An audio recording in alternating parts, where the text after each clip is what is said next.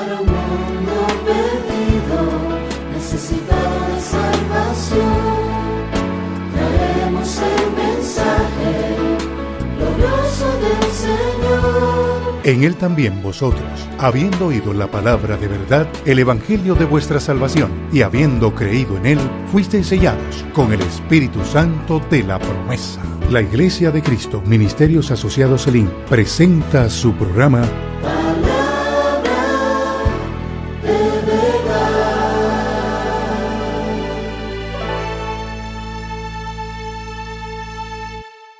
Desde anoche no pude dejar de pensar en lo que había visto y lo que había escuchado. Me fui a mi casa muy impactado con todo lo que vi anoche con los jóvenes y el tema que ellos trataron, que son los procesos tan interesantes que pasa un escogido de Dios. Y me fui a la cama con ese pensamiento. Yo tenía el tema que iba a predicar hoy, era otro tema.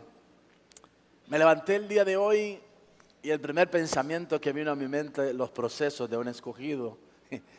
Y dije, Señor, definitivamente tú quieres que yo hable de los procesos de un escogido y no del tema que ya yo tenía preparado que iba a tocar el día de hoy. Entonces llegué aquí y dije, bueno, Señor, si es así, tú vas a confirmarme que vamos a hablar del tema de los procesos de un escogido.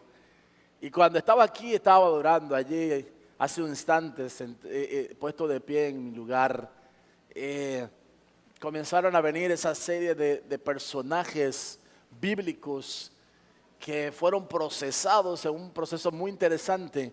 Y yo quiero invitarles a la luz de la Escritura a que veamos los procesos interesantes a los cuales Dios somete a sus escogidos para al final obtener de ellos un buen propósito. En la semana estuve leyendo un correo, era una publicación que se había hecho en Facebook y estaba leyendo acerca de un hombre muy conocido en el mundo de los deportes, Muhammad Ali, quien recibió a sus hijas en un día como tantos, y que ellas habían salido de la casa y fueron a una fiesta con sus amistades, y cuando regresaron, él estaba detrás de la puerta para como siempre asustarlas y jugar con ellas, con sus hijas. Pero cuando la vio vestida como estaba vestida, andaba con una minifalda su hija, él le habló a su corazón y le dijo, hija, los mejores tesoros están cubiertos debajo de la tierra. Y entonces comenzó a hablarle del oro, comenzó a hablarle de la plata, comenzó a hablarle del diamante, y también le dijo, y además las perlas están en las profundidades del mar, están allí escondidas en un lugar que Dios ha provisto. Y tu cuerpo que es un templo, debe de estar cubierto, debe de estar cuidado, mejor cuidado, porque es un tesoro de Dios el que tú tienes. Y eso fue suficiente para que su hija se recostara en sus hombros y comenzara a llorar con él. Él estaba compartiendo una verdad muy grande a su hija acerca de la importancia de cuidarse su cuerpo. Déjeme decirle que nosotros los cristianos tenemos la dicha de que nuestros cuerpos son templos del Espíritu Santo. Y la Biblia nos enseña la importancia de que los cuidemos. Y yo quiero que en el día de hoy nosotros veamos los procesos de un escogido. ¿Cómo es que los escogidos de Dios somos pasados por diversas circunstancias donde muchas veces nuestra mente natural no alcanza a ver que Dios definitivamente sí está trabajando? Dios está haciendo una obra preciosa. Y aunque muchas veces no se mira de inmediato, pero quiero decirles que la obra que el Señor comenzó en nosotros, Él la va a perfeccionar. Vamos a la palabra, al libro de Filipenses capítulo 1, verso 6.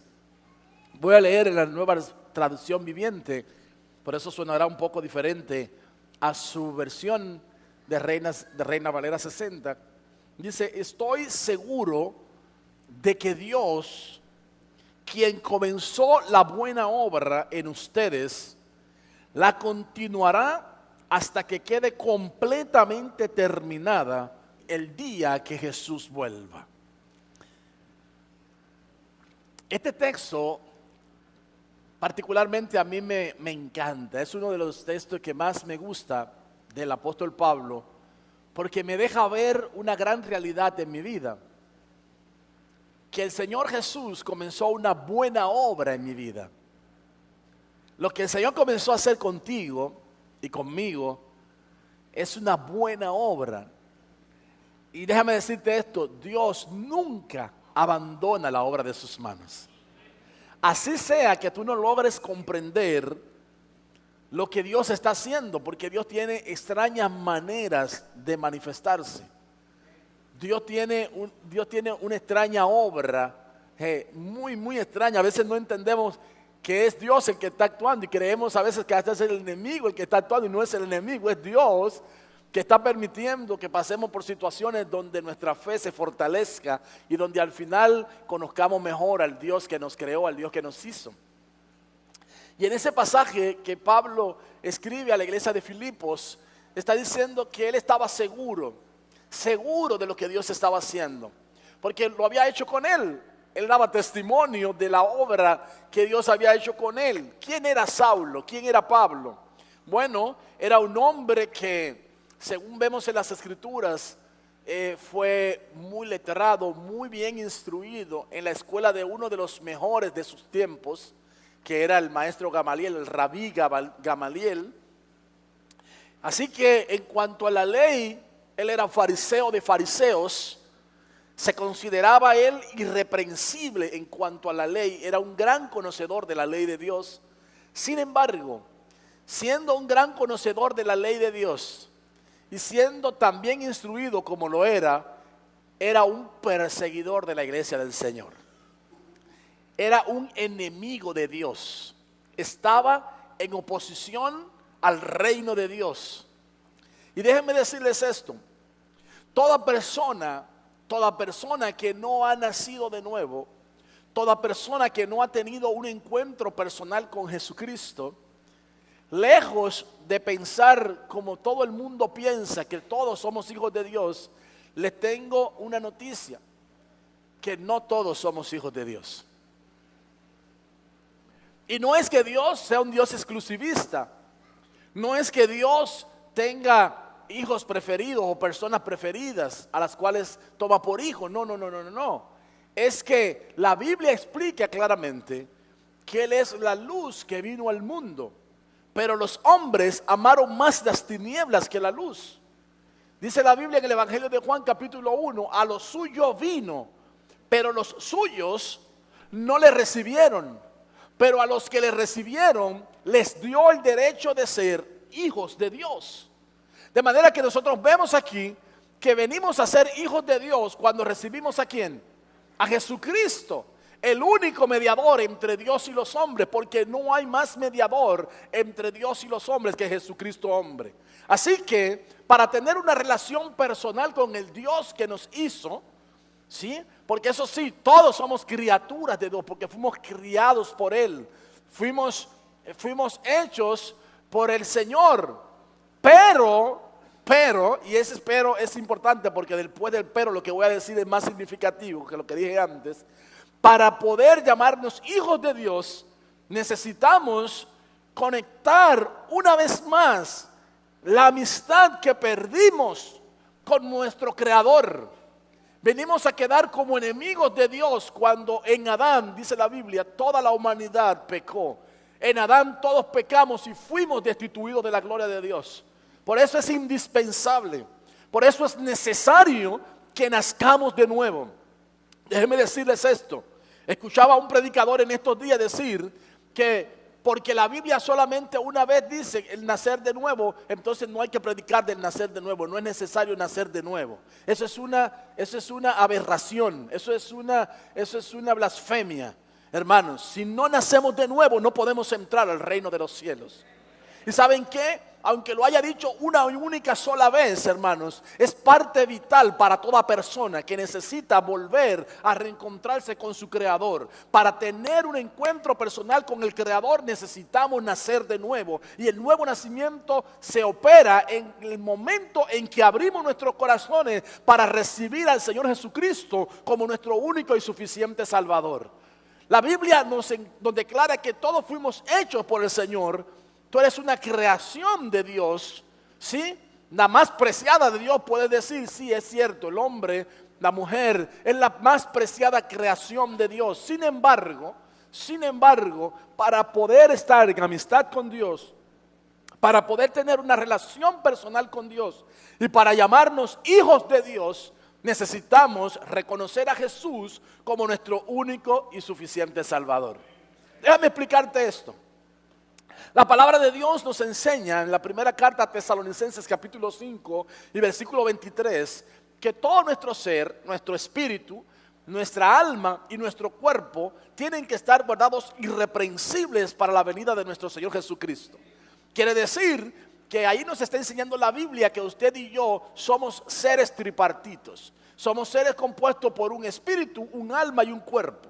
Y que el espíritu es la parte individual a través de la cual usted y yo nos comunicamos con Dios. La Biblia dice: Dios es espíritu y los que le adoran es necesario que le adoren en espíritu y en verdad. De manera que nadie que no haya nacido de nuevo puede adorar a Dios. Porque para adorar a Dios necesita uno estar vivo, necesita uno estar con una relación íntima con Él. Y entonces ahí entra la adoración para el Señor. ¿Cuántos me están entendiendo? Así que el nuevo nacimiento es importante que hablemos de él, que prediquemos de él, porque si no hablamos del nuevo nacimiento, no hablamos de la necesidad de arrepentirnos, no hablamos de la necesidad de convertirnos, no hablamos de la necesidad de reconocer a nuestro Hacedor y tener intimidad con él, no hablamos de la necesidad de dejar un mundo pecaminoso detrás y acercarnos a través de la consagración en una relación personal con Dios. La consagración es el acto voluntario donde nosotros venimos una vez que hemos recibido a Jesús, nos rendimos delante de Él, nos ponemos a su voluntad, nos entregamos en sus manos. Y eso, todo eso que acabo de mencionar, es un proceso en la vida del ser humano. ¿Cuándo podemos decirle al Señor, ven a mi corazón? Bueno, desde el mismo momento en que estamos creyendo. La Biblia dice que la fe viene por el oír, y el oír la palabra de Dios. Y cuando uno escucha la palabra de Dios, inmediatamente uno sabe que Dios está hablando con uno. Y cuando uno entiende que Dios lo está llamando, porque Dios no quiere que nadie se pierda. La Biblia dice en el libro de Juan, Evangelio de Juan, capítulo 3, verso 16, de tal manera amó Dios al mundo que dio a su Hijo unigénito, para que todo aquel que en él cree no se pierda, mas tenga la vida eterna. Y el verso 17 dice, porque el Hijo del Hombre no vino a condenar el mundo, sino para que el mundo sea salvo por medio de él. Así que el anhelo y el deseo de Dios es que toda la humanidad se salve. Él no vino a condenar a la humanidad, Él vino a rescatar a la humanidad, Él vino a salvar a la humanidad. Y todo el que lo recibe puede estar seguro que cuando lo recibe entra en la salvación y la vida eterna que Él vino a ofrecernos.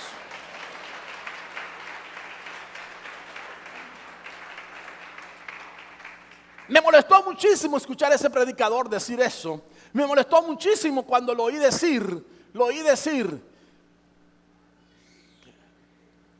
que Jesús viene pronto, que Jesús viene pronto. No es la predicación que debemos de predicar, decía ese predicador.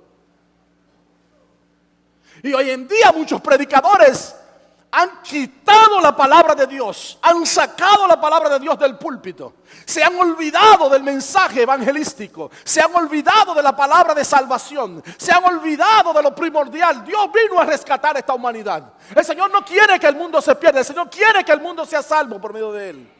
Y muchos hoy en día entretienen a las multitudes, tienen entretenido a mucha gente, hablándole a multitudes a través de los medios masivos, a través de los cables, a través del internet, a través de los medios de la radio. Hermanos, están hablando tonterías. Esta gran apostasía que dice la palabra de Dios, que vendría en los últimos tiempos. Hombres de Dios, hombres que en un momento determinado le sirvieron a Dios, hombres que en un momento determinado tuvieron que nacer de nuevo para llamarse hombres de Dios. Pero ahora dice, no hay que nacer de nuevo. Ahora dice, Jesús no viene pronto, no hay que hablar de la venida de Jesucristo. Y están entreteniendo al pueblo de Dios. La Biblia dice que los postreros días serían muy peligrosos, porque en los postreros días vendría mucha apostasía. Si ustedes notan ese versículo, dice, estoy seguro, dice el apóstol Pablo, de que Dios, quien comenzó en ustedes una buena obra, la buena obra comenzó en el espíritu nuestro. Cuando recibimos a Jesús, nuestro espíritu que estaba muerto, entiéndase, la Biblia dice en el libro de Efesios capítulo 2, mas vosotros, estando muertos en vuestros delitos y pecados, fuisteis salvados por gracia. Déjenme explicarles eso. Capítulo 2 de Efesios dice claramente que nosotros estábamos muertos. ¿A qué parte de nosotros se refería? A nuestro espíritu. Por eso la creación anda de espaldas a Dios y no le importa pecar y se sienten igual que si no hubiesen pecado. Como quiera se sienten bien. ¿Por qué? Porque no tienen un espíritu vivo. Como su espíritu está muerto, están muertos en sus delitos y pecados y viven en sus delitos y pecados y se revuelcan en sus delitos y pecados y hacen todo lo que quieren y no les importa. No les importa. No les importa nada de lo eterno, de lo que no se ve, porque déjeme decirle que lo eterno no se ve. Déjeme repetir eso. Lo eterno no se ve. La salvación usted no la ve, pero la va a ver. Y ya muchos la estamos viendo, porque la palabra salvación no solamente es que Dios nos libra de la muerte eterna y de la separación eterna de Dios, sino que Dios en muchas oportunidades nos socorre en nuestros momentos de enfermedad, nos socorre en nuestros momentos de escasez. Y eso es salvación de Dios manifestada en nuestras vidas, que produce un gozo enorme, un gozo maravilloso, el poder saber que Dios está con uno en los procesos, en lo que uno va pasando en su vida, que son a veces muy difíciles. Dice que Dios comenzó en nosotros una buena obra en nuestro espíritu. Y nuestra alma necesita ser redimida, necesita ser restaurada, necesita que la sangre preciosa del Cordero que Él derramó en la cruz del Calvario comience a hacer un trabajo en muchas áreas de nuestra vida donde había complejos de inferioridad, donde había los maltratos del alma que nos hicieron estar a mucha gente viviendo vidas desgraciadas. No he dicho una mala palabra, he dicho sin la gracia de Dios. Gracia es favor inmerecido de Dios a nuestras vidas. Y muchas veces nosotros nos conducimos con vidas fuera del favor de Dios, fuera del regalo de Dios, fuera del actuar del Espíritu de Dios en favor nuestro. Andamos como desgraciados, fuera de la gracia de Dios, cuando no hacemos la voluntad de Dios y queremos hacer la propia. Por eso hay cristianos amargados, por eso hay cristianos airados, por eso hay cristianos que tienen muchísimas cosas, hermanos, y la Biblia dice que hay que hacerlas morir y otras hay que dejarlas. Y eso no es legalismo. Esa es la palabra de Dios. Colosenses capítulo 3, versículo 1 dice: si pues habéis resucitado con Cristo, buscad las cosas de arriba, donde está Cristo sentado a la diestra del Padre, no las de la tierra. Tenemos que buscar las cosas invisibles, porque esas son eternas. Las visibles son temporales, se acaban un día. Y hoy en día se predica mucho del evangelio visible, el reino ahora, el reino donde tú tienes que andar montado en un buen vehículo, tienes que andar con muy buena ropa de marca encima, donde tú tienes que tener dinero, prosperidad, donde tiene que verse. Eso no es evangelio, hermanos. Escúcheme. Excusen, esos predicadores que andan diciendo eso, están mintiendo al pueblo, están engañando al pueblo. Eso no es evangelio. Evangelio es buenas nuevas de salvación. Evangelio es que aquel que murió en la cruz del Calvario dio su vida por nosotros para rescatarnos. Eso es buena noticia. Saber que si caminamos juntamente con Él, si damos buen testimonio al caminar juntamente con Él, tendremos el mismo destino que tuvo Enoc. La Biblia dice, caminó Enoc 300 años con Dios y tuvo testimonio de haber agradado a Dios. Y Dios se lo llevó vivo al cielo, aleluya. Esa gente que le está diciendo a uno que no hay que predicar de la venida de Cristo, que no hay que estar preparado para el día de Cristo, es un desconocedor de la palabra, es un apóstata de la fe. Se ha apartado de la verdad. Porque la Biblia dice que el que comenzó en nosotros la buena obra, la perfeccionará, la va a continuar hasta el día de Cristo. Ahora, ¿cuál es el día de Cristo?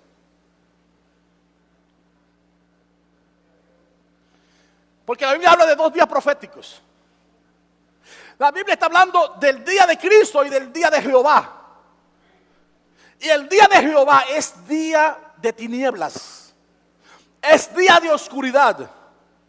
Es día donde el valiente no podrá estar de pie delante de Dios. Desearán la muerte y la muerte huirá de ellos.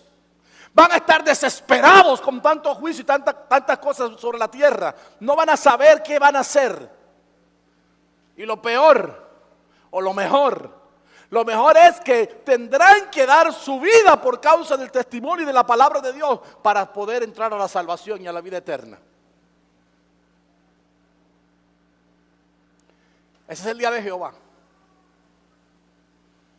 Es el periodo que vendrá para la humanidad. Tiempo de gran tribulación, cual nunca ha habido ni habrá jamás. Y habrá mucho pueblo de Dios metido en la gran tribulación porque ahora no quiere oír la voz de Dios. Cuando Dios nos está llamando a una definición, a una consagración, a una entrega. Hoy escasea el mensaje de la santidad, ya no se habla de la santidad. El mensaje de la santidad está desfasado de muchos púlpitos. Hoy en día los predicadores de la prosperidad dicen que es perder el tiempo hablar de esas cosas. Que eso les ha tenido arruinada la vida a la iglesia.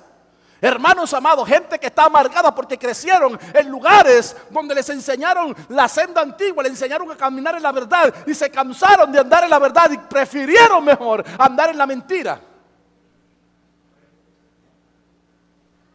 complaciendo su concupiscencia, sus deseos internos del corazón. Avaricia, que es idolatría, que dice la Escritura. Son avaros. Y son gente que están pervirtiendo el evangelio del Señor Jesucristo. La Biblia nos enseña que el que comenzó en nosotros la buena obra, la perfeccionará. Él la va a continuar hasta el día glorioso. El día de Cristo es el día en que un abrir y cerrar de ojos, cuando el Señor haga sonar su voz como voz de trompeta, los muertos en Cristo resucitarán. Y los que habremos creído en Él, que hayamos quedado esperándolo a Él, y que hayamos quedado consagrados para Él, seremos transformados en un abrir y cerrar de ojos para ser arrebatados en las nubes y recibir al Señor en el aire. Y así estaremos para siempre con Él. El arrebatamiento lo han querido borrar de la Biblia. Y hoy en día no se predica del arrebatamiento de la iglesia. Y algunos se burlan de los predicadores que duraron más de 50 años predicando acerca del arrebatamiento de la iglesia. No debe de asombrarnos porque la Escritura dice que los días postreros vendrán burladores que se van a burlar del día de Cristo, se van a burlar del arrebatamiento de la iglesia. Y eso lo estamos mirando hoy en día, lo estamos oyendo hoy en día. Cómo la gente se burla de eso. Pero debo decirle, Cristo va a venir y va a venir por un pueblo bien dispuesto. La iglesia que lo está esperando tiene que decir, como dice Apocalipsis capítulo 22, el Espíritu y la iglesia dicen: ven, Señor Jesús. La iglesia tiene que estar anhelante y expectante que regrese el Señor por su vida, que venga el Señor por su pueblo, pero no porque estamos desesperados con la situación que estamos viviendo, sino porque queremos verle, porque queremos estar delante de Él y porque queremos estar con Él por toda la eternidad. Ahora yo quiero que ustedes miren que Dios nos ha metido en un proceso muy interesante desde el día que lo conocemos, desde el día que nacimos de nuevo. Comenzó con el trabajo del Espíritu, continuó el trabajo en el alma y va a finalizar con el cuerpo. Porque dice que este cuerpo mortal se va a vestir de inmortalidad. Esto corruptible se va a vestir de incorrupción. Y seremos transformados en un abrir y cerrar de ojos para ser arrebatados y ver al Señor Jesucristo en el aire. Así estaremos con Él. ¿Cuántos esperan ese día glorioso? Yo quiero que miremos algunos ejemplos de hombres que fueron procesados, que pasaron por los procesos de un escogido de Dios. Miremos la vida de José. En el libro de Génesis se nos habla del hijo 11 de Jacob. Resulta que José es hijo de la mujer que Jacob amaba. Ustedes conocen la historia. Jacob fue a parar a casa de su tío Labán. Allí se enamoró de sus dos primas. Se enamoró de Raquel, una de sus primas. Y le pidió la mano a su papá por esa muchacha de la cual él estaba enamorado. Y su papá le dijo, si la quieres, tienes que trabajar por ella 7 años. Como él la amaba, no le importó trabajar por él 7 años.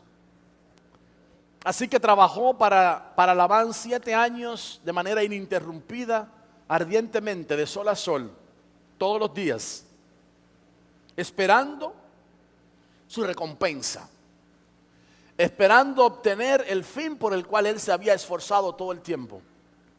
Al final de los 7 años, cuando ya debió haber recibido a su Raquel, la Biblia dice que Labán le dio de beber a Jacob, y Jacob parece que se le fueron las copas de más, yo no sé qué le pasó, pero en la noche, cuando fue a acostarse con la que él creía que era su esposa, al levantarse el día siguiente se dio cuenta que no era su esposa, que no era por la que él había trabajado 7 años. No leyó bien el instructivo. ¿Pero qué tú me has hecho?, le reclamó a Labán. ¿Por qué me has engañado? Él no había visto la letra chiquita del contrato.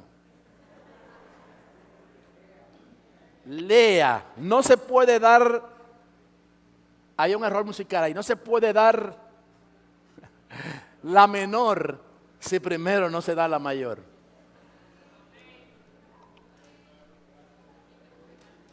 ¿Qué? Pues así es. ¿Estás enamorado de Raquel? Trabaja otros 7 años por Raquel. Y este hombre se fajó a trabajar 7 años por Raquel. ¿Usted sabe la historia? Al final sí tuvo a su Raquelita, pero la Biblia dice que Lea le había dado 4 hijos. 4 hijos le había dado a Jacob. Y la Biblia enseña que Raquel no le daba hijos. Raquel era estéril. Y hay una situación bíblica ahí por la cual ella era estéril. Yo no voy a entrar en ese asunto ahora porque me ocuparía un tiempo y no quiero. Yo quiero ir avanzando. Pero ella era estéril y no le daba hijos. Y entonces ella le ofreció a su sierva. Le ofreció a su sierva para que tuviera un hijo con ella. Y su hijo vendría a ser como si fuera de ella. Y usted sabe la historia. No tuvo 1, tuvo 2. Y no fueron sus hijos. Y luego, como Lea vio que no había parido, ya no paría más, estaba como si se había detenido la fábrica, entonces le entregó a su sierva, que también le dio hijos. Así que él había tenido relación con 4 mujeres, de las cuales 3 habían sido fecundas y fructíferas y le había dado hijos, pero la que él amaba no le daba hijos. La razón por la que Raquel era estéril era porque cuando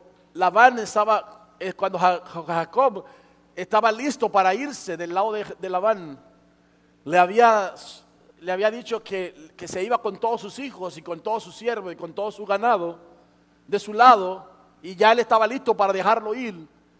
Raquel se había metido los ídolos de su padre en sus partes y las ocultó y las escondió. Y cuando su padre le preguntó, ¿por qué no vienes a despedirte?, le dijo, porque tu hija está enferma con la costumbre de las mujeres. Entiéndase que le hizo creer que estaba con la menstruación en ese momento, pero no se quería parar porque se le estaba robando los ídolos al padre. Y se los metió en sus partes íntimas y ahí los escondió, se sentó sobre ellos, dice la Biblia. Y eso le produjo esterilidad a su vida. Pero la Biblia dice que Jacob oró por la mujer que él amaba. Y cuando oró por ella, Dios le concedió el privilegio de tener un hijo, al cual llamó José. José entonces era el hijo undécimo de Jacob. Y Jacob amaba a ese muchachito. Él amaba a ese niño. Y lo comenzó a distinguir dentro de sus demás hermanos. Y sus hermanos comenzaron a tener envidia de él. Anoche vimos un testimonio muy especial de una de nuestras hermanas.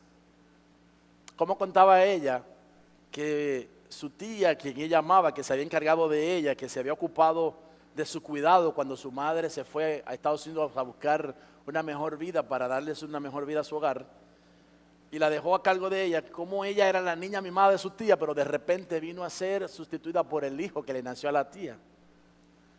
Y decía ella, yo con 6 años comencé a tener celos de una criatura recién nacida, y comencé a amargarme porque ya no me dispensaban el mismo trato, y comencé a sentirme mal con una criatura que no tenía la culpa. Eso mismo pasó con los hermanos de José. Se irritaron con el niño porque ya la atención de su padre no era hacia ellos, era hacia el niño que había tenido en su vejez, dicho sea de paso. Y entonces ellos se molestaron con el niño y se la cogieron con el niño. Pero el niño era un muchachito tremendo de Dios. Y la Biblia dice que Dios comenzó a revelarle sueños. Y lamentablemente él comenzó a contar los sueños a sus hermanos. Y sus hermanos, que le tenían envidia, querían matarlo. Hasta un día que ustedes saben, lo agarraron, lo vendieron por esclavo, lo dieron por muerto delante de su padre. Ya he contado esa historia muchas veces, no voy a detenerme mucho ahí. Pero dice la escritura que lo vendieron como esclavo. Y usted sabe la historia de José. Lo que les quiero decir es que para que se cumplieran los sueños de José, él tuvo que pasar por un proceso impresionante en su vida. Lo que Dios le había revelado en sueños. ¿Y qué le había revelado Dios? Dios le había revelado que él vendría el tiempo que iba a ser el Señor por encima aún de sus padres y de sus hermanos.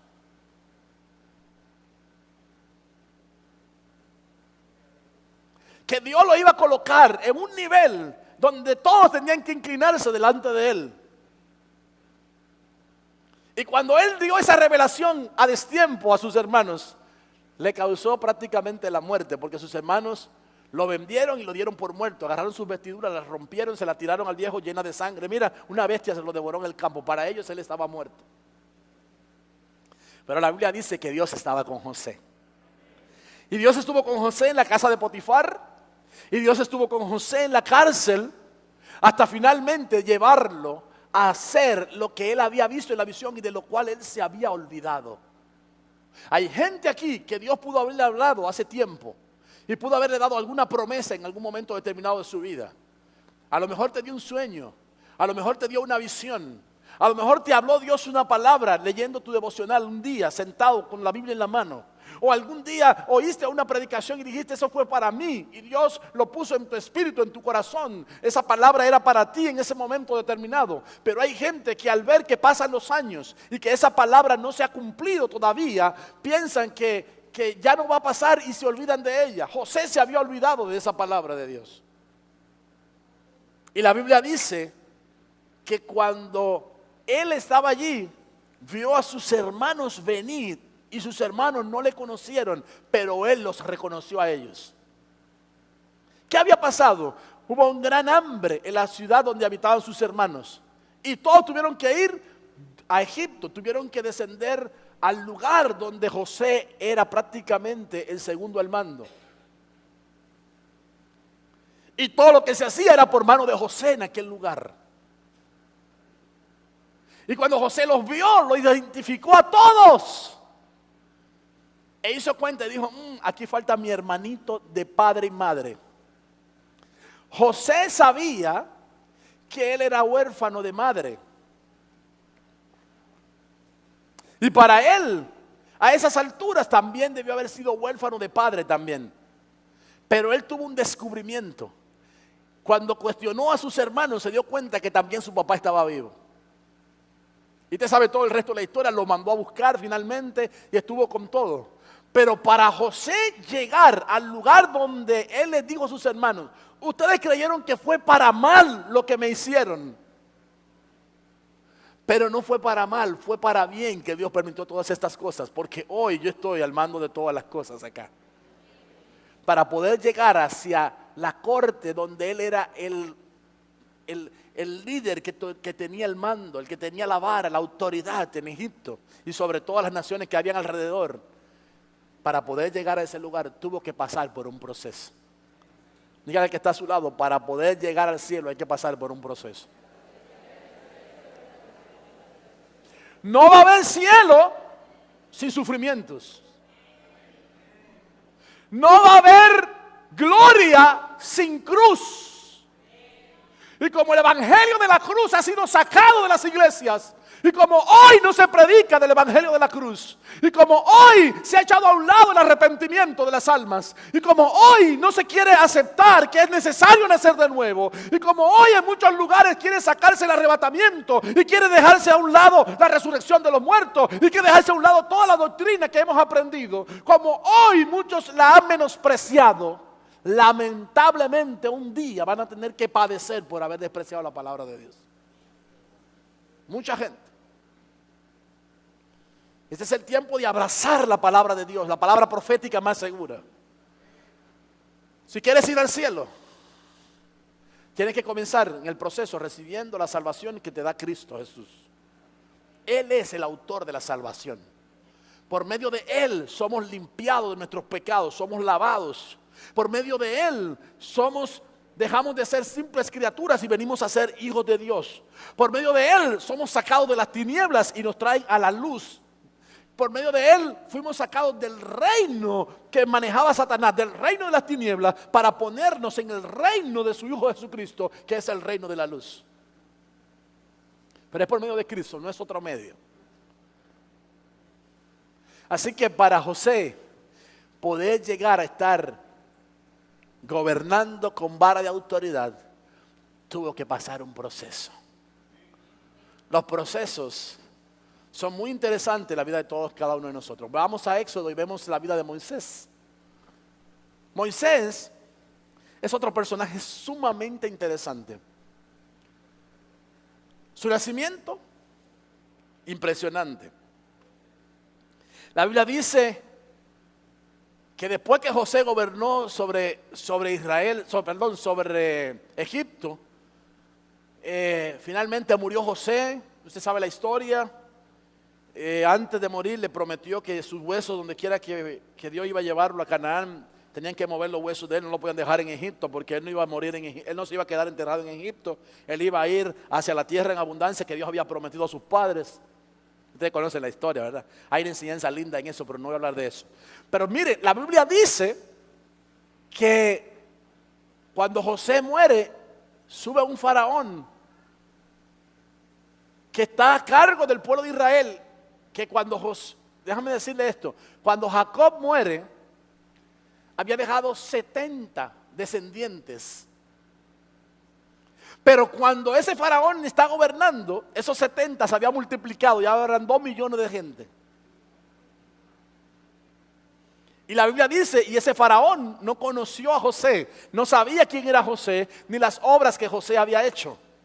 De manera que al no estar identificado con que José era parte de ese pueblo que él estaba gobernando, lo que hizo fue sentir que el crecimiento de ellos amenazaba su trono y ordenó a todas las parteras a que los varoncitos que nacieran los mataran en su nacimiento. Y usted conoce la historia, las dos parteras que estaban atendiendo a Jocabed en el momento del alumbramiento de Moisés, dice que tenían temor de Jehová y no se atrevieron a matar al muchachito. Y el muchachito era hermoso, dice la Biblia. Entonces su mamá comenzó a amamantarlo y a criarlo ahí. Imagínate un bebé recién nacido, con un dictamen del rey que había que matar a todos los recién nacidos varones. Y ella, ay Dios mío, que no vayan a saber que tengo un varón aquí. Y yo me imagino la presión, hermano, porque ¿saben qué? La gente la veía embarazada en la calle. En algún momento tiene que dar a luz. Ahora no sale de su casa. Eso fue que tiene que haber dado a luz de seguro. Y si está ahí todavía el bebé, es porque es una hembra. Eso pensaba todo el mundo del bebé. Oiga, la gente creía que era de otro sexo. Y la gente por ello pensaba que al ser de otro sexo estaba guardada en aquel lugar. Anoche vimos un testimonio impresionante de una joven que su madre tenía 2 criaturas en su vientre y no lo sabía.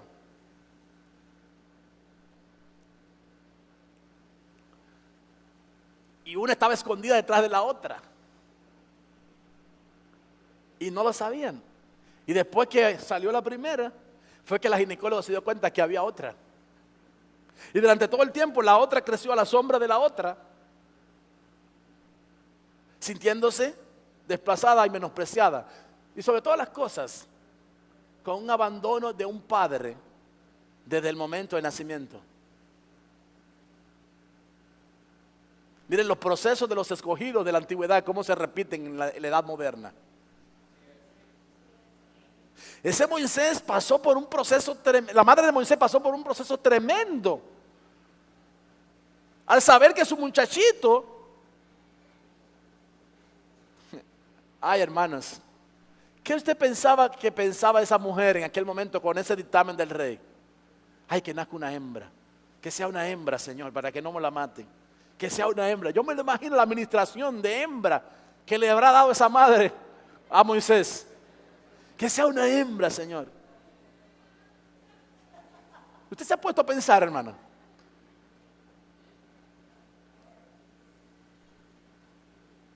Y de repente un varón. ¿Qué habrá pensado Jocabed en ese momento? No dijo nada, porque la Biblia no describe que haya dicho nada. Aparentemente se quedó, tragó en seco, parece. Y agarró a su muchachito y comenzó a amamantarlo. Y se olvidó del dictamen del rey. Y usted conoce la historia.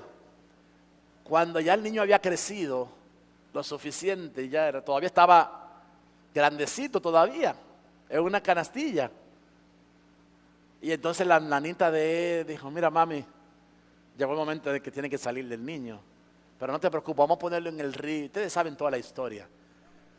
Que lo iban a poner en el río, en una canastilla, que la muchachita iba a seguirlo en la orilla mirando todo el tiempo para saber a dónde iba a ir a parar, y que fuera a parar a la hija de Faraón, a las manos de la hija de Faraón que se estaba bañando en el río. Eso fue todo un acontecimiento. Dios cuidando a esa criatura desde que nació. Me gustó tanto y por eso subí a la página de Facebook ayer en la fotografía de Meira. Subí ayer una palabra que ella dijo: desde que estaba en el vientre de mi madre, tú tenías el control de todas las cosas. Dios tiene el cuidado de sus escogidos desde antes de nacer. Desde que estaba en el vientre de tu madre, Dios tuvo cuidado de ti. Dios ha tenido cuidado de cada uno de nosotros. Pero el cuidado que Dios ha tenido con nosotros es para un propósito. Finalmente, Moisés, ¿dónde creció? En la corte de Faraón creció Moisés. Y prácticamente vino a ser un príncipe del ejército, un príncipe de Egipto, del reino de egipcio. Y Moisés tenía tanta autoridad como el hijo del faraón. De manera que Dios permitió que él llegara hasta esa estatura. Pero déjeme decirle, no era ese el plan de Dios todavía para con él definitivo. Y usted sabe la historia, cuando él fue creciendo, él sabía porque su madre, que lo había amamantado hasta destetarlo, le enseñó que él no era de ese pueblo donde él iba a vivir. Tú vas a ir a vivir allá, pero tú no eres de ahí, tú eres de aquí, tú eres hebreo. Y le enseñó que él era hebreo, que él era diferente a los egipcios. Hermanos, ¿qué estamos haciendo con nuestros hijos? Tenemos que instruirlos en la verdad, tenemos que instruirlos en la palabra. Cuando yo vi la foto que Alma nos enseñó el otro día del evangelista Lucas, hermanos. ¿Saben qué dice Lucas a propósito? ¿Saben qué dice Lucas a propósito? Dice, a que ustedes no saben la persona que Dios más ama en el mundo. Y usted le pregunta, ¿a quién Lucas? Dice, ¿a mí? ¿A Lucas? 4 años. Y él sabe que la persona más amada sobre este mundo es él, parte del Señor. ¿Cómo te sientes tú delante de Dios? ¿Sientes tú que Dios te ama? ¿Sientes tú con la propiedad de decirle, Lucas, te equivocaste, al que Dios ama más es a mí? ¿Se lo podrías tú decir a él? ¿Te sientes amado por el Señor? ¿Saben que hay gente que no se siente amada de Dios? ¿Sabe que hay gente que mira a Dios como un Dios injusto?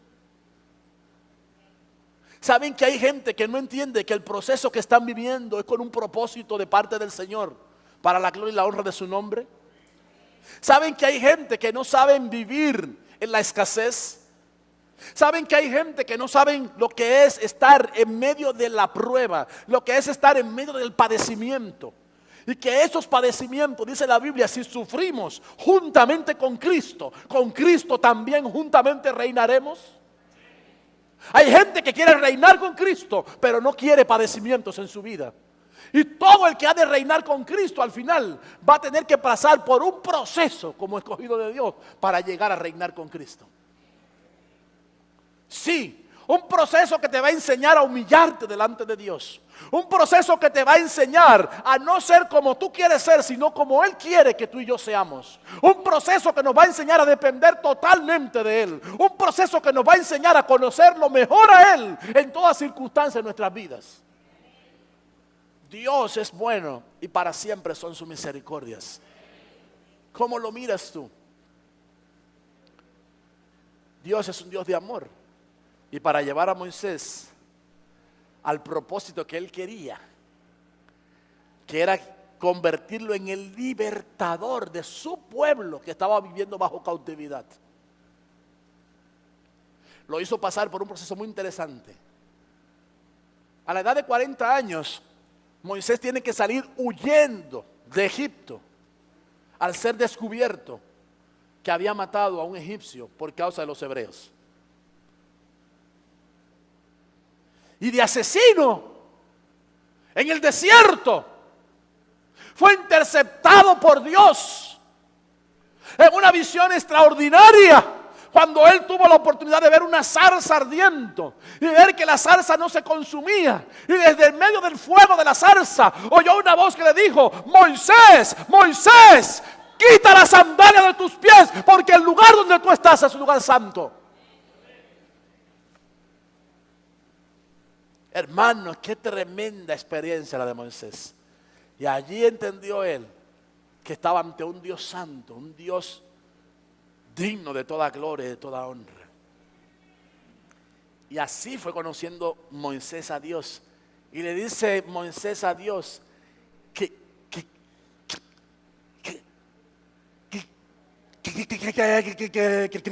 no lo podía coger a él. Pero yo soy tartamudo. ¿Cómo voy a ir yo con Faraón para decirle que deje a tu pueblo libre? Y le dijo Dios: ¿y acaso el que puso la boca no puede hacer que tú hables? Pero ¿sabes qué? Por tus dudas te voy a poner a tu hermano, que sea que hable por medio de ti. Usted lo puede leer en su Biblia. Y le puso a Aarón para que hablara, para que le fuera por boca. Y comenzó a tener unas experiencias con Dios personales. Y Dios le decía, ve y dile a Faraón que deje ir a mi pueblo libre para celebrar fiesta en el desierto. Y él iba, y acompañado de su hermano, y le daban el mensaje a Faraón, pero Faraón endurecía cada vez más su corazón. Te voy a dar para que le des señales, para que el pueblo pueda creer. Y le dio Dios para que hiciera señales por medio de su vara. Se convirtiera en una serpiente, convirtiera el agua en sangre. Y una serie de señales para que el pueblo creyera que Dios lo enviaba. Y después que Dios permite que salga libre del desierto, lo metió 40 años en medio del desierto.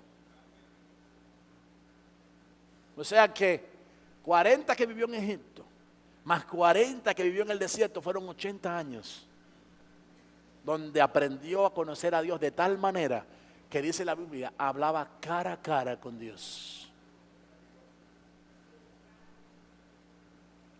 Pero no fue fácil el proceso. Recuérdese que él salió como un asesino de Egipto.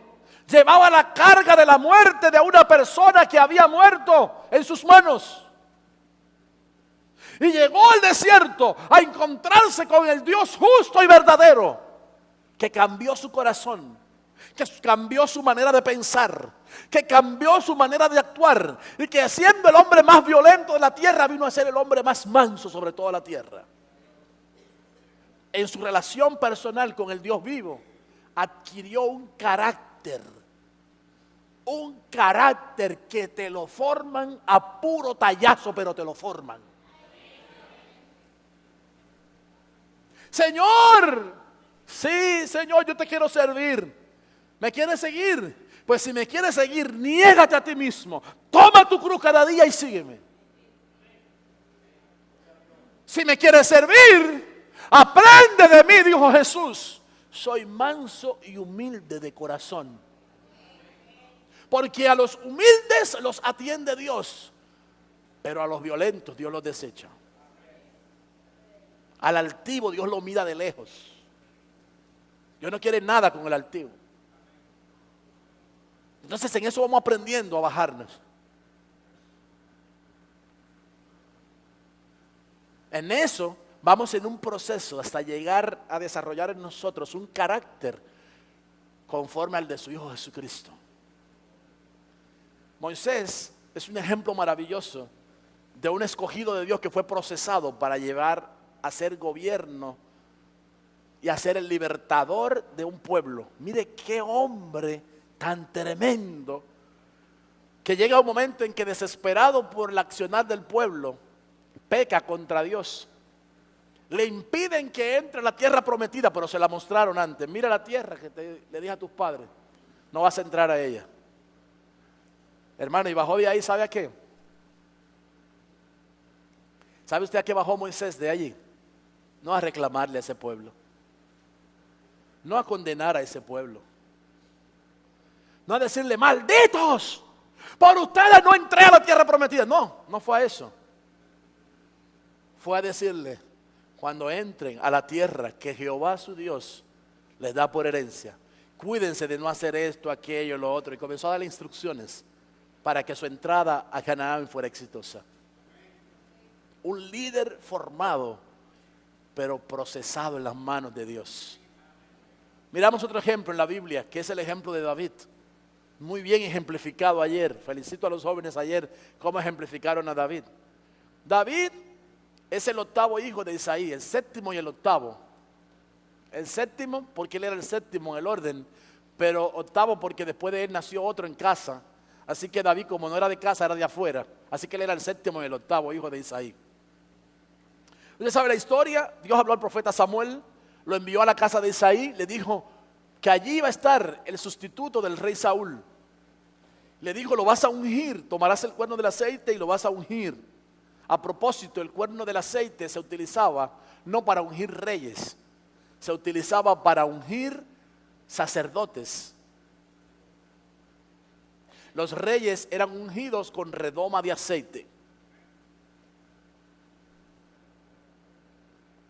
No fue que Dios se equivocó, es que Dios estaba eligiendo a un sacerdote para llevarlo a reinar. Exactamente lo que ha hecho Dios en este tiempo. Nos hizo sacerdote para que reinemos. La Biblia dice en Apocalipsis: el que nos amó y nos lavó con su sangre preciosa, nos hizo reyes y sacerdotes para la gloria y la honra de su nombre. Pero ¿por qué menciona reyes adelante si somos sacerdotes ahora? Porque ahora nuestro reino es espiritual. Porque ahora tenemos la autoridad para gobernar sobre el mundo espiritual. Pero la Biblia dice que si lo hacemos bien ahora, nosotros reinaremos juntamente con Cristo y regiremos las naciones con vara de hierro. ¿Me estoy dando a entender?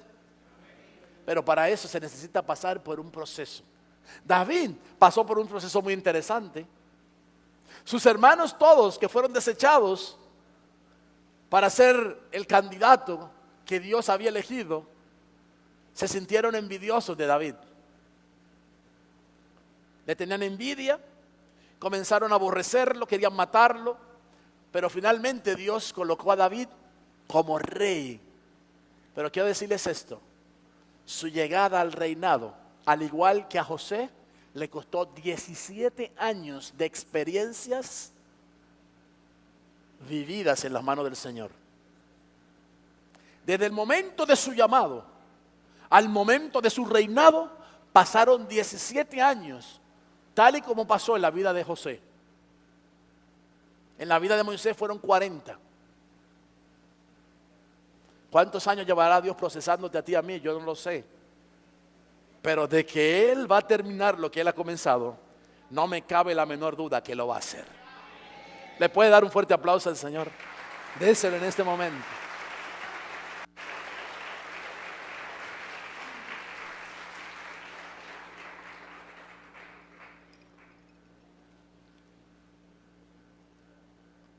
El cuarto personaje que quiero mencionar es el más extraordinario personaje que ha venido a esta tierra. Su nombre es Jesús. Yo no sé si usted ha logrado comprender lo que dice el libro de Filipenses en el capítulo 2. La Biblia dice en el capítulo 2 de Filipenses, y creo que es el verso 11 que dice: haya pues en vosotros este mismo sentir que hubo en Cristo Jesús, el cual, siendo Dios, no escatimó el ser igual a Dios como cosa a que aferrarse, y se despojó de toda su grandeza, y se humilló hasta lo sumo, haciéndote siervo de los demás. Y por cuanto se humilló hasta lo sumo, Dios también lo exaltó y le dio un nombre que es sobre todo nombre, para que en el nombre de nuestro Señor Jesucristo se doble toda rodilla de los que están en los cielos, los que están en la tierra y los que están debajo de la tierra, y toda lengua confiese que Jesucristo es el Señor, para gloria de Dios Padre. Yo no sé si usted ha logrado entender que Jesús, siendo Dios, se humilla tanto que se hace mucho menor que los ángeles del cielo. Y que viene a esta humanidad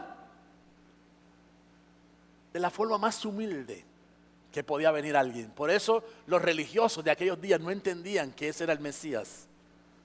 Porque era un hombre sencillo, un hombre humilde de una familia pobre, como era la familia de José y María. Y creció allí diciéndole a sus seguidores,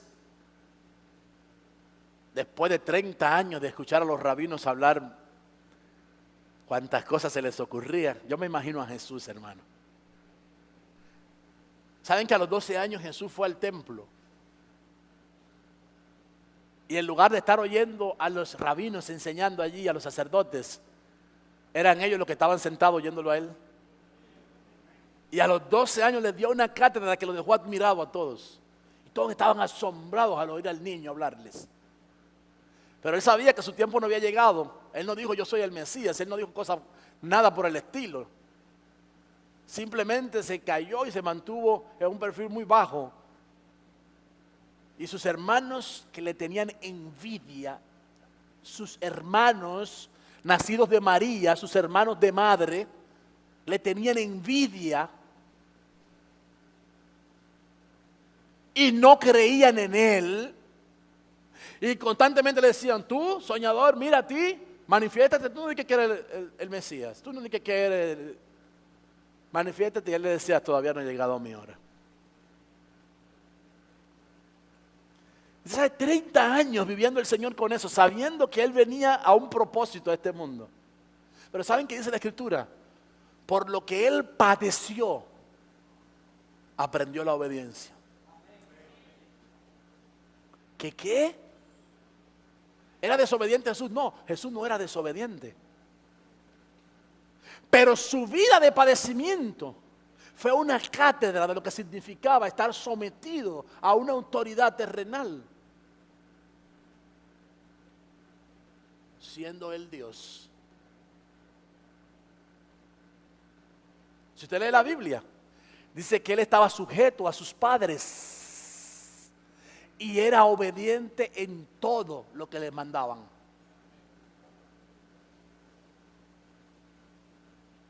Su modelo de vida fue una cátedra de obediencia para la humanidad. Pero padeció y vivió por un proceso tremendo, donde tenía que estar sujeto a un rabí, a escucharlo hablar tonteras y calladito allí sin decir nada, sin dar ninguna opinión, hasta que llegó su tiempo señalado por el Padre, cuando debía de manifestarse y comunicar el mensaje que Él traía a esta humanidad. Y cuando lo comunica, sus hermanos no le creían.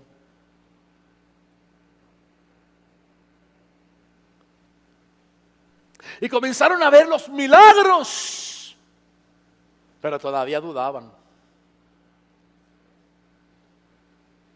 Y cuando lo vieron morir, dijeron, definitivamente, eran puros cuentos los de este. No sé cómo hacían esos milagros ni nada, pero de seguro que. Pero cuando resucitó,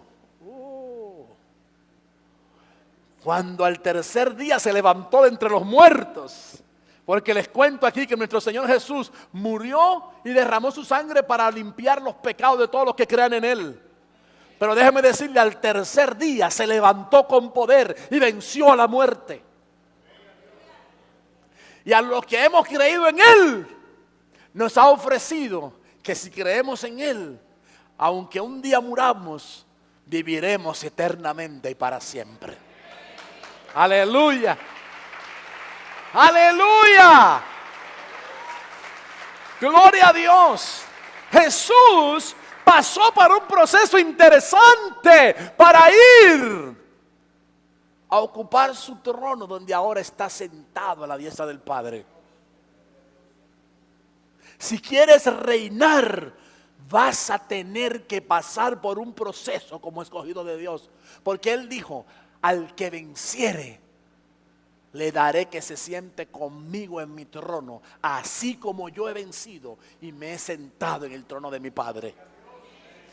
¿Quieres sentarte en el trono juntamente con el Señor? Tienes que pasar por un proceso donde debes de salir vencedor. Aunque te parezca difícil, aunque tu mente terrenal te traicione y no entiendas el proceso que estás viviendo. Pero al final el proceso de los escogidos es para que el nombre del Señor sea glorificado en nuestras vidas. Aleluya. Gloria a Dios. Leo una última cita y voy a terminar. Colosenses 2 del 1 al 2 dice: quiero que sepan cuánta angustia he sufrido por ustedes y por la iglesia en la Odisea. Bueno, voy a leer la penúltima cita, voy a leer otra más. Y por muchos otros creyentes que nunca me conocieron personalmente. Quiero que ellos cobren ánimo y estén bien unidos con fuertes lazos de amor. quiero que tengan la plena confianza de que entienden el misterioso plan de Dios. Oh, hermano, qué plan más misterioso. ¿Por qué tenemos que padecer? ¿Por qué tenemos que sufrir? ¿Por qué tenemos que pasar por tantas situaciones? ¿Por qué si somos tus hijos? ¿Por qué si tú eres Dios? ¿Por qué? No, hermano. En todo ese por qué que usted no entiende, hay un proceso maravilloso de Dios donde el alfarero nos está transformando para la gloria y honra de su nombre.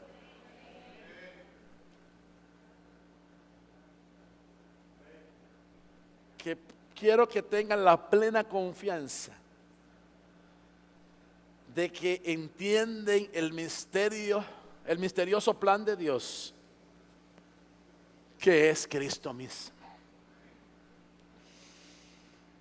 Parece ser que la iglesia de la Odisea no entendió ese misterio. En Apocalipsis, capítulo 3, del verso del 15 al 17, dice: yo sé todo lo que haces. ¿Y saben quién está hablando ahí? El Señor Jesús. Escribe al ángel de la iglesia y diles: yo conozco tus obras. Todo lo que tú y yo hacemos lo conoce el Señor.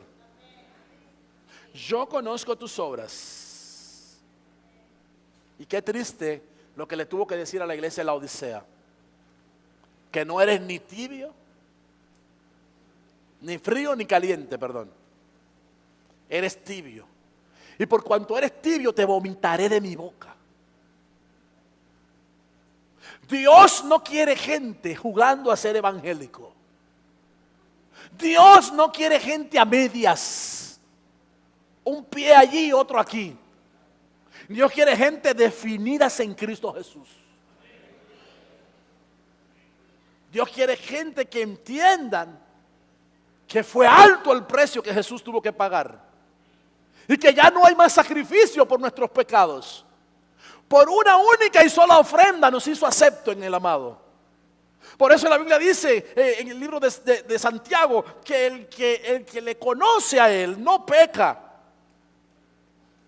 No practica el pecado. No es un practicante del pecado. Sino que vive para agradar a Dios. Porque conoce el sacrificio, valora lo que el Señor hizo por su vida. Esta gente parece que no entendió esto.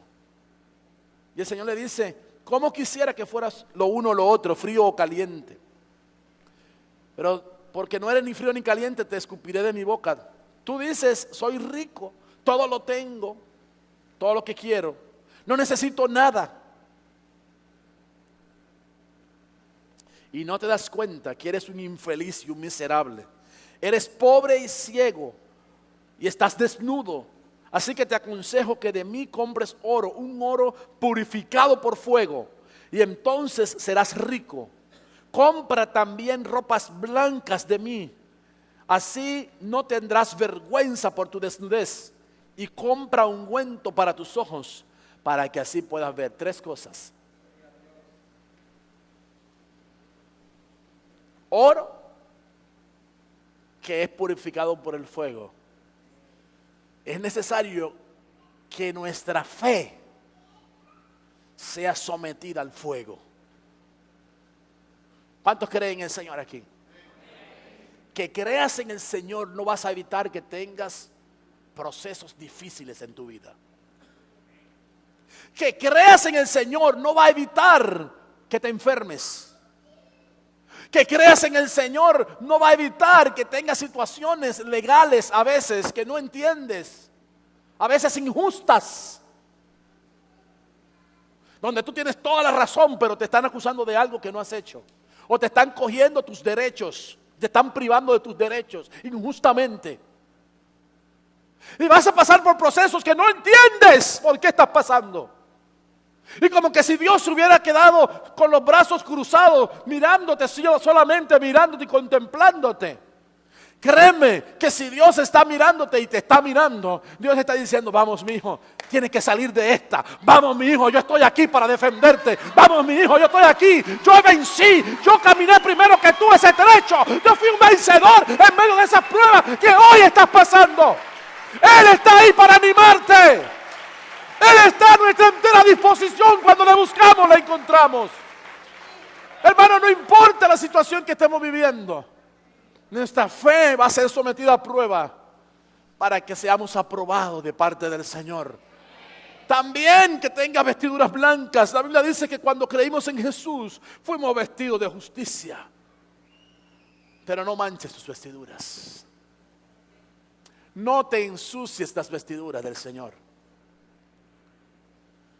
Por eso la Biblia dice, si alguno hubiera cometido pecado, abogado tenemos para con el Padre, a Jesucristo el justo. Su sangre preciosa nos limpia de todo pecado.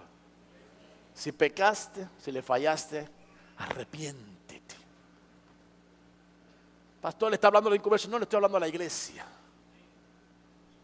Los cristianos tenemos muchas cosas en las que arrepentirnos diariamente.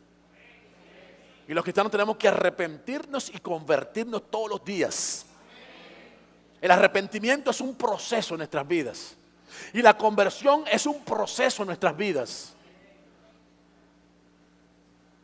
Hermanos, amados, la consagración es un proceso en nuestras vidas.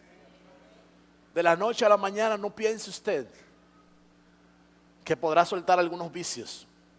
Le van a costar a muchos. Hay gente que le cuesta años soltar un vicio. Hay otros que el mismo vicio el Señor se lo quita instantáneamente. ¡Pop!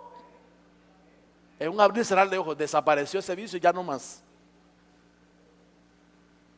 Como mi suegro, ustedes vieron, se paró aquí 60 años fumando y tomando. Y llegó el día en que el Señor le dijo, se te acabó ese can. ¿Saben cuándo llegó ese día? Cuando él abrió su corazón a Jesús y le dijo, Señor, te necesito. Sálvame. Cuando él pudo reconocer que necesitaba a Jesús, el Salvador entró a su corazón. Cuando era un religioso, borracho, me decía, yo soy más salvo que tú. Tú que yendo a la iglesia, entonces yo soy más salvo que tú, me decía. Yo siga ahí, no doble. Le decía yo lleno de coraje, hermano. Enojado por dentro. Le decía, siga ahí, no doble. Yo soy más salvo que tú.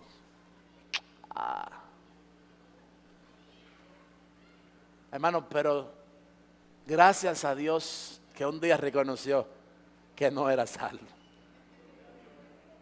Y ese día dijo, yo necesito a un Salvador. Y cuando le dijo, Salvador entra a mi vida, Jesús entra a mi vida, ese día se acabaron los deseos por el alcohol. Y cuando el diablo se lo quiso poner bien fácil, porque Dios lo puso en eminencia en el lugar donde él estaba, como era la persona de mayor edad en el lugar donde estaba, y todo el mundo, papá Darío para aquí, papá Darío para allá, lo pusieron a cuidar a todos ahí, la llave y todo, la confianza era él. Si iban a salir, él iba y todo. Tenía potestad para salir solo de la institución. Y cruzó un día a comprar algo y el enemigo se la puso como a él le gustaban antes, bien cenicita. Le dijo, ¿estás solo aquí? Nadie te está mirando. Bébetela porque una sola no te va a hacer daño. Además, nadie se va a dar cuenta. ¿Saben lo que dijo él? Esa te la vas a tomar tú, Satanás. Dio media vuelta y se fue para donde estaba. Y se cumplió la palabra en él. La Biblia dice, huid de las tentaciones. Y él fue vencedor en ese momento porque huyó de esa tentación en ese momento. Y Dios lo hizo vencedor. Y después tuvo el privilegio, muchos años después, de sentarse con sus amigos de bebida. Y ellos, pero tómate un trago. Yo no necesito eso. Pero tómatelo. ¿Para qué?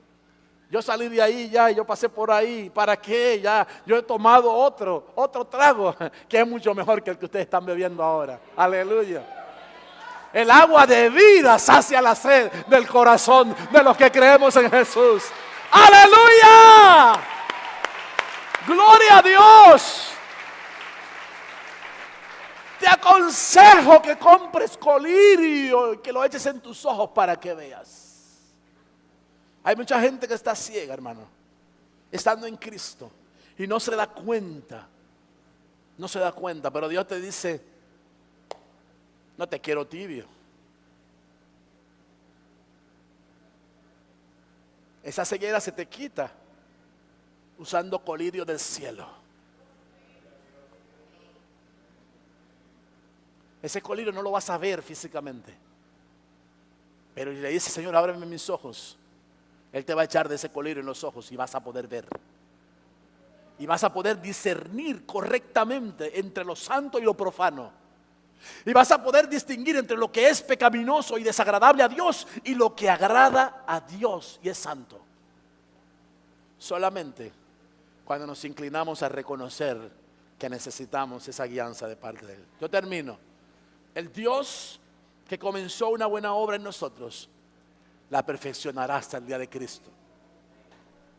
Dios nunca abandona la obra de sus manos. Y aunque los procesos de Dios nos parezcan fuertes, son para sacar lo inservible y dejar brillante nuestras vidas para la gloria y la honra de su nombre. Cierre sus ojos, por favor, y permítame orar en este momento.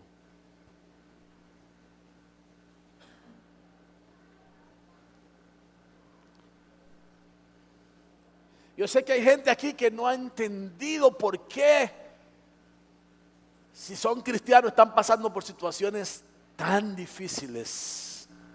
Y se han preguntado una y otra vez y han cuestionado a Dios, ¿por qué a mí me está pasando esto?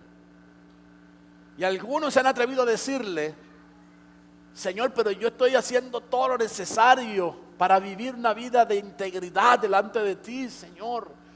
Y mira lo que me está pasando, mira lo que me está sucediendo. Y le has preguntado a Dios y te has quejado, pero Dios está permitiendo que pases por ese proceso para que dependas totalmente de Él. Sin Él, nada podemos hacer.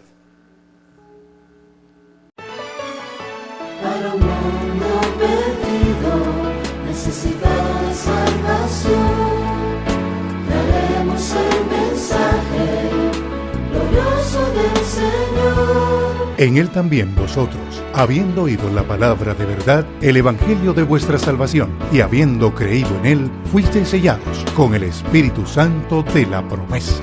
La Iglesia de Cristo, Ministerios Asociados Elín, presentó su programa Palabra de